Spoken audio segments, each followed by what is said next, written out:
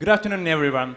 I feel very honored to be here with you all, and thank you for this great opportunity to give you the presentation of ours. So today, what we're going to present is Japanese rice. So before that, in the beginning, I want to ask you, to all the buyers, where does your rice come from? Maybe it's easy to guess if you look at the next graph. This is the amount of the export of rice in each country. And Japan, it's so small. So probably you buyers import the rice from other countries or the rice produced in your own country. But why? Why do you choose other rice than Japanese one? Maybe it's the price. The price is a big matter. So let's compare the other ones. The Japanese rice costs like almost double. This is a really problem. But this story is just about general Japanese white rice. And the white rice today we're going to present is completely different from ordinary Japanese white rice. So what is this?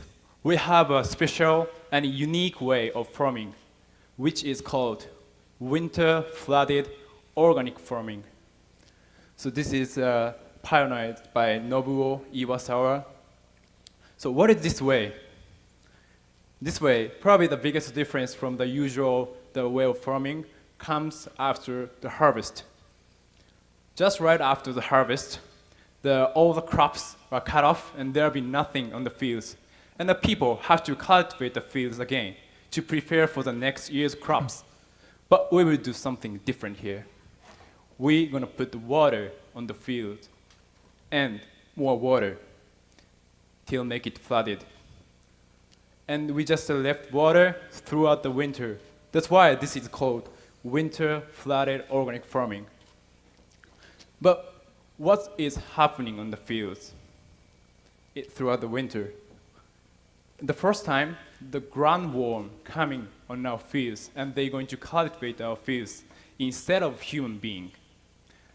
And after the groundworm cultivate our fields, they can be food for other bigger animals, just like them, frogs or crayfish.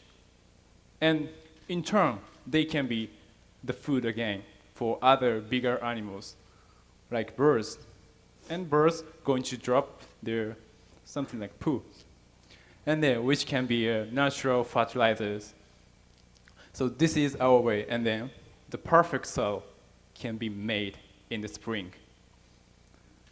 So we have the three ways to cultivate our fields into really perfect soil.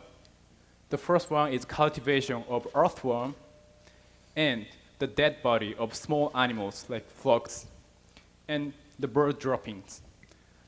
This can all make excellent soil and which makes our rice so special. So we find the three benefits from our way of farming: the eco-friendliness, the cost-efficient way, and the quality. I'm going to explain about the eco-friendliness. Nowadays, many farmers are destroying their ecosystem by chemical fertilizers, sometimes by deforesting. And look at these graphs. This is the number of extinctions, and it's going larger and larger as long as human beings' populations. So it's a time to save our diversity. And in a way, we could save our ecosystem from the water. It produced a lot of animals in turn. And then our ecosystem will come back to the world. So one example is in the Miyagi Prefecture.